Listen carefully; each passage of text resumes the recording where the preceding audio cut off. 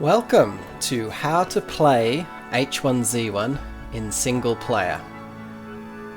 Now, there is no actual single player option in this game. You have to play online, and there's always the small chance that someone will join the server and you might run into them. So we're going to do the next best thing, and the next best thing to, if you want a single player game of H1Z1, is what you need to do is you need to lower the chances of seeing other players in the game, because you can lower the chances so that they're so low it will feel like a single player game. I'm going to show you what those options are, and we'll get you playing this just like as if you were playing a single player game. If you click on population up here, this is the same screen that you should have as soon as you boot up the game.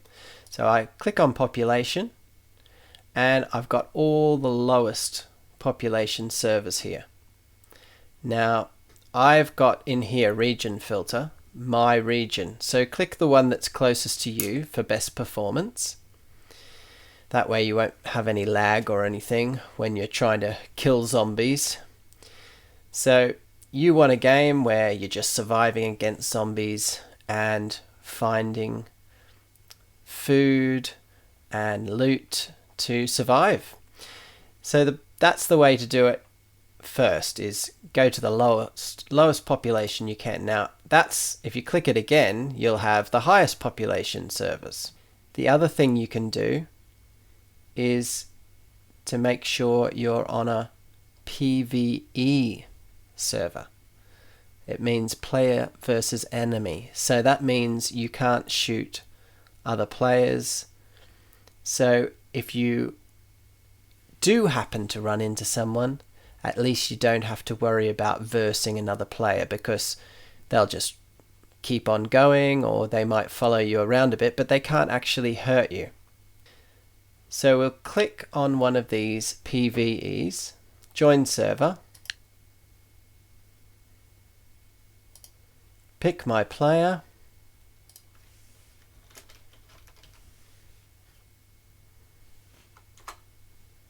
and join.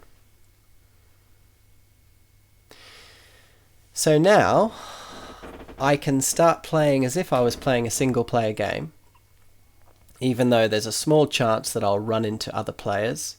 But it's a great way to learn the game, and it's a great way to get started and learn about base building and how the zombies work, how the food, how the loot, all the guns, all that sort of stuff. It's a really good way to get started. So I'm going to continue this series. If you want to keep watching, you've already seen how to set it up for a single player, or as good as it gets to getting a single player game on here. So I hope you continue watching, and I'm just going to show you how to get started. The first things that you should do when you log into a game and are spawned on the server. Now here we've just spawned. Now there's nothing around me at the moment. The first thing you want to do is you want to see where you are. Now it says I'm at B8. B8, so that's all the way down here. See, there's B and here's 8. And down in the bottom right hand corner it shows me position B8. So I'm around Hemming Graves, that little place there. Now the biggest city is right here, called Pleasant Vale. Now that's the best place to get loot and to kill zombies and all that sort of stuff. And if you look here, there's not that many trees and stuff around me. Now if I want to get a better spawn to get started in the game, I can I can just press that key. You've seen it come down in the bottom left hand there. That's the key to press, and then type in respawn. Press enter, and now we'll respawn in another one of the spawn points, and hopefully it'll be a better position. Occasionally you might have to do this 5 or 6 times to get a good spawn. Now after you actually get into the game and everything, and you wouldn't want to use this because as soon as you do it you lose everything you've got, but when you first start the game, now J7's not too bad because we're right near Cranberry here, and as you can see we've got a lot of trees. So let's get started. First of all, you press tab to go into your inventory, and the first thing we do is move everything into our belt pouch. That way we can shred our legs. So I right click and click shred. We're going to shred our top as well. Oh, see, you can't shred if something's in there. So I'm going to drag this into belt pouch with the left click. Now I'm going to shred this one as well. Now as you can see, I've got 8 scraps of cloth. So I'm going to go up here to craft discovery. I click that. I can move the cloth in here, discover. Now I've discovered how to craft a basic bandana. We don't want that, so we're going to do it again. Move the cloth in and discover again. Now we've found a satchel. So we go to crafting, find the satchel, click on it, and craft, because we want to make 1 satchel. It means now that I can hold a lot more than what I was holding with just my pants and my top. The only problem now is that I've only got boxers on. But don't worry, we'll find some new clothes later on, and in the beginning of the game you don't have to worry about getting cold or anything like that. They haven't added that sort of stuff in yet. The next thing is we pick up some sticks. Now to do this I'm just pressing E when I'm in the sticks. These type of plants here will give you sticks, and these ones as well will give you sticks.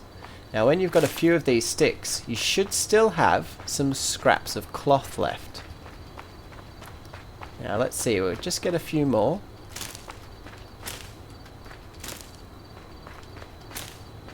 Okay, I've got enough sticks to do what I want to do now. Tab again, crafting. Now we haven't got a bow yet. So I go to discovery, and we're going to put the sticks and the cloth into the discovery. Now I've got a makeshift bow, well, the recipe. So I go back to crafting, click the makeshift bow and craft. I've got 1 bow. Now I go back to discover, put the sticks in here, discover, and now I've got arrows. Well, I can craft them now. So as soon as you've done all of this stays saved on each server. So if I die, I'll still have all of these recipes remembered. So you don't have to go to discovery to find out all the recipes again if you do die. Now I like to go craft max rather than craft and keep pressing it. So I'm going to craft the maximum amount. As long as you've got 12 sticks, you can make 12 arrows. Now you don't have to stay in the inventory screen to keep crafting, you just have to stay still. If I start walking around, I'll stop crafting my arrows.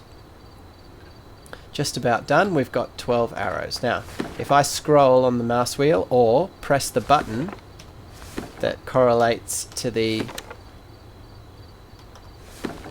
quick access menu, I can pull out my bow.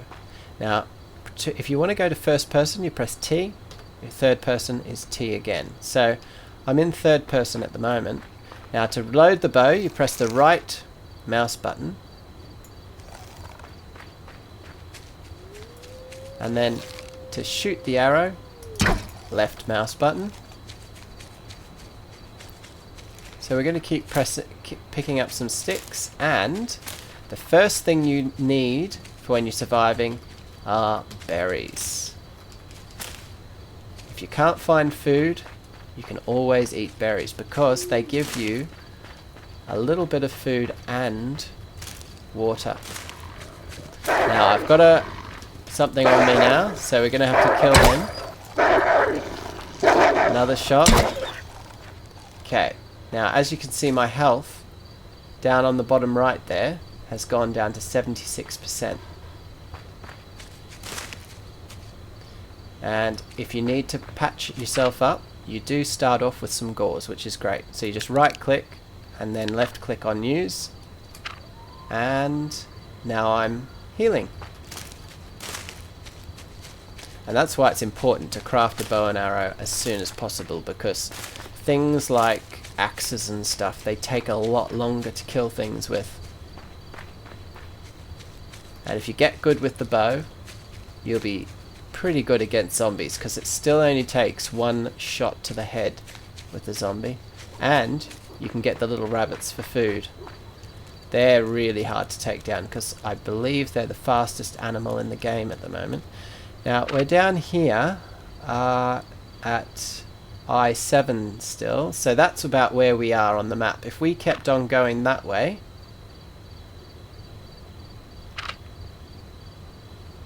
yeah, so if we kept going down there, we'd end up at Cranberry. I'm just going to double check on the map here, because sometimes it's hard to read the hand-drawn map. So if you get to an area where there's one of these maps, you can have a look exactly where you are. Let's have a look here. Go into first person view with T, and it tells me that I am... Usually you've got a little red arrow to show you where you are on the map, but I can't see it on this one. So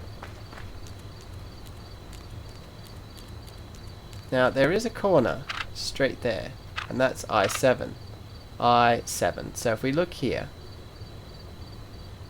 see, that's that place there, I think, in there. So if we head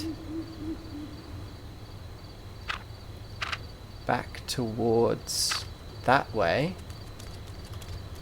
let's see if I'm correct, shall we?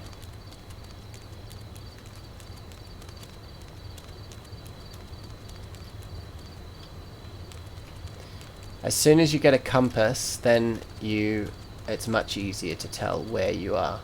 But see, I think that place there is this little place here. So if we've got that on our right, and we keep running, we'll hit that next, and that'll take us to Cranberry. Now, if you need to take any berries, right click, eat. And you've got a berry. Now, see, it's very unlikely that I'm going to see any other players, unless I go to somewhere where there's a lot of loot, like Pleasant Vale. I might see a couple of players, but on a low server, especially on PvE, because players aren't really interested in, you know, taking your stuff, or I mean, if you leave your stuff lying around, they might take it, but yeah, it's very non-combat sort of based gameplay against other players, of course. When it comes to the zombies, you're still going to have your hands full when you get into a zombie infested area, but that's where the fun of single player is. So that down there will take us straight to Cranberry. See, these are all bases that people have built up, and in following episodes I'll hopefully be showing you how to do some of those bases. Now that we know where we are, we might just have a look up in here and see if we can find anything to use. The things you want in the beginning are... Okay, I should have seen him a bit earlier. Things you want in the beginning are, if you can find a car, now they're really useful. Now look at that. Food is great. So I'll just take that. You just press E on things like that. The wrench, that's great for repairing cars. An axe. Okay, it says I've got no space for the axe. Now I should have space for it. Throw that stick away. Actually, I should really look at that stick, because I might be able to lock a key. Oh, that's for the hospital. Now if you find that, you can go into the hospital and find some lockers and stuff. Now we'll take this branch back and discover. See what we can discover with the branch. Okay, it's gone into my inventory. I need it in here to discover. No, I don't think I've got enough stuff yet, because I need something like a metal shard or something as well. Okay, so that's how to basically go and look for things that you can use. So we've found some food. Now if you want to put your bow down, you just press V so that you're not aiming it. But in PvE, player versus enemy, you don't have to worry too much about that because no one's worried about you shooting them. But if you were on a PvP server and you didn't want someone to think you were aggressive or an enemy, you just put your bow down so that they don't think you're going to shoot them. So that brings us to the end of this episode. We've got some basics. Just how to get started and defend yourself against a wolf, of course. Now, in the next episode, we'll be in Cranberry, and I'll show you how to kill zombies, get some headshots. Let's see if we can get this deer. Now, the bow has quite a lot of drop-off. See that? I still didn't hit him. I just scared him away. So it does take a bit of getting used to hit something. Right on. Still missed. And they're quite slow too. And yeah, in the next episode we'll do some zombies, we'll get some extra weapons. I'll show you how to shoot guns, the best way to aim, all that sort of stuff. And it looks like the sun might be coming up, which is nice. It's always nice when the sun comes up. And so yeah, I hope you enjoyed how to make H1Z1 feel like a single player game, as good as it gets to a single player game. And I'll join you in the next episode. Like and subscribe for more. See you later.